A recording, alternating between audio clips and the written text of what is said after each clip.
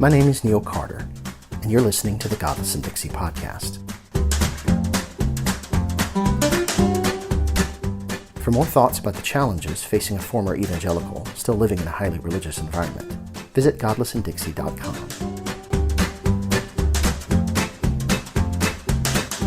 How faith breaks your feeler.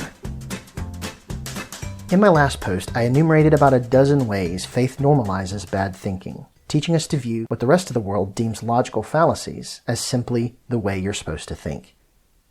My contention is that growing up in church diminishes your capacity to detect and question factual inconsistencies, effectively breaking your irony meter and ultimately rendering an entire voting bloc susceptible to con artists and charlatans of every kind. Which reminds me, have you ever noticed how popular multi-level marketing schemes are among church people? One could argue, in fact, that preachers of the prosperity gospel have been running the largest pyramid scheme in history. Yet they remain above accountability because evidently you cannot question the finances of someone who speaks for God. But back to my original point. Church doesn't just impair your thinking, it also distorts your feelings. Faith of the kind that I was exposed to renders us susceptible to emotional manipulation of so many kinds that some mental health professionals have begun calling the resulting condition religious trauma syndrome. Even in settings where diagnosable abuse has never occurred, faith still validates such a wide range of emotionally manipulative relational habits that it mimics the behavior of an emotionally abusive lover. With that in mind, let's take a moment to note some of the ways that faith breaks your feeler, damaging your ability to care for yourself the way you would care for a friend whom you love. In my experience, faith taught me to hate myself, and I know I'm not alone in this. How faith behaves like an abusive lover. Number 1, tearing you down. Just like an abusive lover would do, the Christian faith in which I grew up taught me from my youngest days that I am so bad, so wretched, so messed up and broken that I deserve to be brought back to life after I die just so that I can be punished for the rest of eternity. That's even worse than normal abusers would do. At least they would restrict their criticisms to this life only, but not the Christian faith. This religion makes it okay to tell people they're so wicked they deserve never-ending punishment. You really can't get any more critical than that. Once you've established that a person deserves perpetual torture, or else permanent solitary confinement, you can justify any other criticism you can imagine. Every other critique is a step down from this. But it's not just about the afterlife. The Christian message is predicated on human inadequacy, which means it must spend an inordinate amount of time reminding you that you are not enough, not capable of handling whatever life throws your way today without divine intervention. That's the basis for the entire enterprise. Remove human inadequacy and you remove the premise for the entire Christian religion. Which means that, just as an emotionally abusive lover would do, this faith begins by tearing you down, telling you on a daily basis that you are nothing without someone else in your life saving you from, well, yourself. Jesus said, "Apart from me, you can do nothing."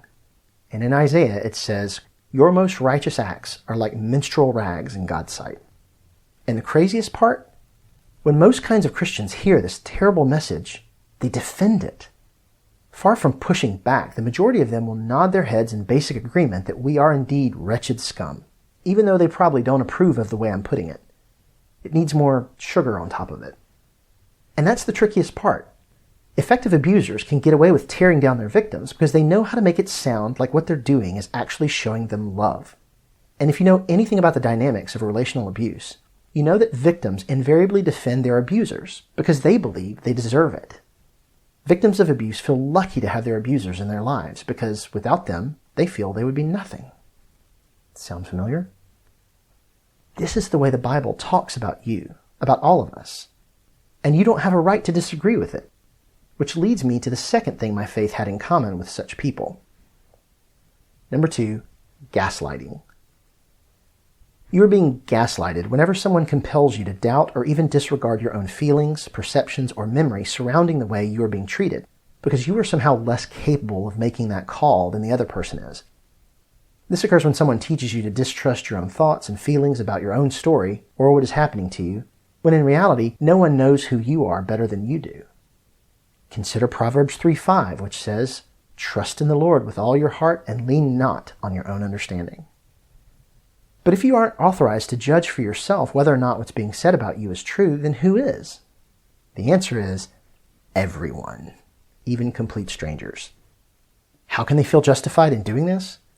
It's because the Bible tells them they can do it. It tells them people like me secretly have the same theological beliefs that they do. How egocentric. But that we have suppressed the knowledge of these things without even being aware of it. If I'm not even allowed to determine my own labels for myself, then where is my personal agency? It doesn't exist. But what else would you expect from a religion which favorably compares us all to slaves who have been bought and paid for? Property doesn't have rights of its own. When you belong to someone else, you don't get to determine your own identity. So in the end, you're not even qualified to disapprove of the negative talk inherent in the, quote, good news of Christianity. You don't like it? Well, tough. Shall the clay complain to the potter about how it's being treated? You aren't afforded the right to evaluate for yourself whether or not what people are telling you is true. Number 3, excessive control. Abusers must control the lives of their victims down to the smallest detail. Some versions of Christianity do this worse than others, which of course can be said for every trait we will look at in this post. Some groups follow Paul, or whoever was pretending to be Paul in the pastoral epistles, and script out everything from the style of hair that's acceptable, mostly for women, but sometimes for men too, and the acceptable clothing and jewelry, again, mostly for women, down to the kinds of words you can say, the kinds of books you can read, movies you can watch, and even the kinds of thoughts it is acceptable to think. They seem most keen of all to control women and everything related to human sexuality. The ones who do this the least are the ones who have found sufficient justification to disagree with the Bible itself, because some other church-sanctioned authority has given them permission to think for themselves on these issues. My observation is that the groups which exert the least control over what their people do end up fizzling out over time, because 1. Tribal loyalties and group identities are strongest where the demands of membership are the highest, and 2. Churches need money, and people give the most when they are made to believe God will take it personally if they don't give. That's why the tithe, which is an Old Testament concept, by the way, somehow survived the cross and made it into the practices of the church today, even though it was a part of the law of Moses. Most forms of Christianity care a great deal how you think, speak, dress, and whether or not you touch yourself when no one else is looking. It's really kind of creepy when you think about it. Personal boundaries simply do not exist. Number 4, cutting you off from the rest of the world. Abusers tend to isolate their victims from the rest of the world because if they get out more, they'll be exposed to more gracious ways of seeing themselves, and that would ruin everything. Speaking as one with a great deal of previous experience in the Christian faith, I can attest to the visceral revulsion we learn to feel toward the things of the world. Note that this isn't just an aversion to one or two competing groups, but to the whole world as a single unit. The New Testament teaches you to think like that, seeing the rest of the world as your tribe's natural enemy. Jesus said, "In this world you will have trouble, but take heart, I have overcome the world." And John said, "If anyone loves the world, love for the Father is not in them." Religion capitalizes on the purity impulse that our evolutionary past has wired into us, sublimating it into 100 other directions until people have internalized a highly complex and often self-contradictory array of things you must not do. In the mind of the church, the whole world becomes a dirty thing from which you must periodically retreat in order to cleanse yourself again. For the eyes of God cannot look on any unholy thing. I distinctly recall feeling my body recoil around people whom my faith taught me to see as threats to my purity. And in retrospect, I'm ashamed to admit how deep my indoctrination went. They started on us when we were very small and taught us to see the whole world as a kind of enemy we were to avoid, resist, and ultimately overcome. Only our own people can be trusted, and that keeps us locked into the community quite effectively. Number 5, threats and fear tactics. Abusers don't just tear down their victims and hurt them. They also make threats of greater punishment if they ever leave or disobey. The most obvious example of this in the Christian faith would be hell, although different versions of the faith will put their own unique spin on the idea. In subcultures which favor heavy-handed authoritarian leadership, God is the active agent who angrily throws sinners into a lake of fire where there will be weeping and gnashing of teeth. Historically, the church's imagination on this has gotten quite gruesome in its detail. But in less authoritarian social contexts, churches prefer kinder, gentler versions of hell in which people willingly walk or even run into their eternal punishment against the earnest pleading of a loving Heavenly Father, whose hands are somehow tied so that they remain spotlessly clean on the matter, as if that were even possible. Oftentimes the mode of punishment morphs from the biblical lake of fire or burning trash heap imagery into a kind of everlasting solitary confinement. Someone once said it's like putting yourself into timeout, but forever. But again, the threats aren't only confined to those things which happen after you die. When I first came out as an atheist to my closest relatives, I was informed by multiple people that my life would soon fall apart in every sphere if I didn't get off, quote, the path I was on. Their predictions of my demise were as dire as they were intimidating. The kicker with threats about leaving the fold is that, since almost all of the negative consequences result from the way others respond to our apostasy, these soon become self-fulfilling prophecies, which, by the way, are the only kind of prophecies that reliably come true. They never see how they themselves are the ones creating the consequences, like exclusion, discrimination, etc., about which they are so earnestly warning us. You are only doing this to yourself, they say. Right. Whatever helps you sleep at night. See blame shifting coming up in just a minute. Number 6. Love bombing, followed by devaluation. I learned about this term ironically from someone who did this to me herself. And ever since then I've noticed how routinely it shows up in lists of behaviors among highly manipulative people. Have you ever visited an evangelical megachurch? Particularly one that's seeker-friendly with a flashy, market-driven presentation style? So many white teeth, cute families, and gushy catchphrases, it makes you wonder what they've been putting in the water. Come as you are, they often announce, only to turn around after a few weeks and inform you that everything about you needs to change. At the Reformed Seminary, where I did my graduate studies, they called this backloading the gospel, luring people in with a bait and switch only to hit them with all the religion's demands after the person has fully bought into the community. Calvinists prefer to whack you over the head with the hard stuff right up front to save time, getting the group initiation out of the way. Each style seems to attract a different kind of person.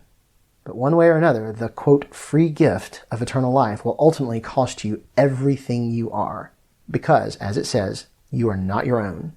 You are bought with a price. Again, that's slavery. Number 7, moving the goalposts. If you read my last post entitled How Faith Breaks Your Thinker, you'll notice this one already showed up as a logical fallacy.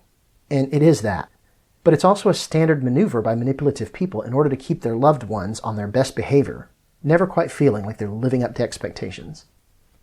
I will never forget how sick to my stomach it made me that day someone very close to me gave her testimony in front of the whole church. One of the most steady, faithful, and conscientious people you will ever meet, she couldn't resist beginning her testimony by recounting all the ways she had failed to be the woman she believed she should be. The self-abnegation was thick and heavy, and the dramatic music that accompanied her testimony matched the self-deprecatory mood of the moment. I've seen enough to know that she was following a well-established template for framing your testimony as a Christian. But you'd be hard-pressed to find any significant character flaws in this woman. And frankly, I will never forgive that culture for teaching her to have such a low view of herself. It is abuse, plain and simple. Yet the church community applauded her, and people all over the auditorium resolved to emulate her fine example. No matter how good you are in this framework, it's never good enough. The goalposts will always keep moving further away. And the same goes for God's part in this. As a part of the bait and switch tactic mentioned above, promises of good things coming your way get quickly redefined in increasingly vague terms, until eventually it becomes impossible to say whether God delivered on his promises or not, if you can even remember what they were in the first place. Sometimes they tell you the promises you were led to trust won't come to pass until after you die, which means, in effect, that you should not expect to see confirmation of your beliefs for the duration of your lifespan. It's best just to put it out of your mind, I suppose. Also, shame on you for wanting things. There's that gaslighting again. Which leads me to the last of the traits of an abuser that seem eerily like the Christian faith. Number 8, projection and blame shifting. If there's anything abusers seem to have in common, it's the lack of self-awareness that it would take to see how they themselves are the source of most of the conflict for which they blame others. Blame shifting is second nature to narcissists, and since they cannot see their own flaws, they will forever be projecting those traits onto others, calling others out for doing what they themselves are actually guilty of doing. I once compiled an entire list of things I hear Christians saying about non-theists like me that are more about them if only they could see it. For example, that we crave absolute certainty and are unable to change what we believe, or that our worldview puts us at the center of the universe, or that our system of morality is relativistic, and we're obsessed with sex, and that we are out to limit other people's freedom of religion. Or take, for example, the way that one particular Christian ethicist, Ryan Anderson of the Heritage Foundation, argues that marriage rights should never be extended to same-sex couples because they are incapable of producing children naturally, making the marriage entirely about their sexual union instead of about starting a larger family.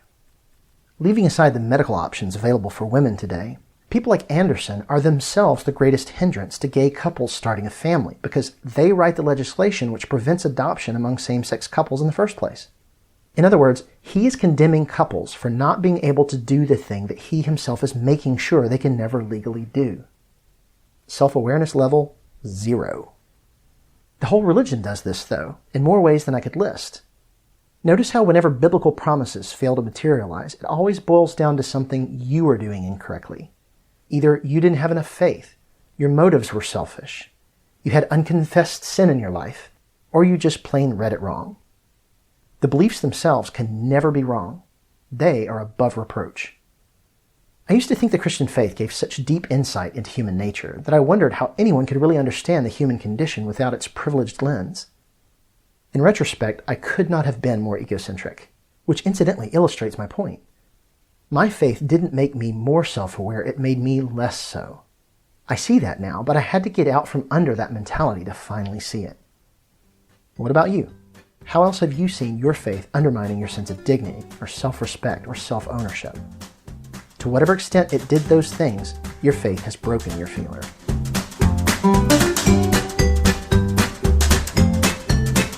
Thanks for tuning in to the Godless and Dixie podcast. Be sure to subscribe, and while you're at it, check out the blog itself at godlessanddixie.com. If you're helped by what you've heard and would like to help me keep doing what I'm doing, you can become a sponsor through visiting patreon.com/godlessanddixie.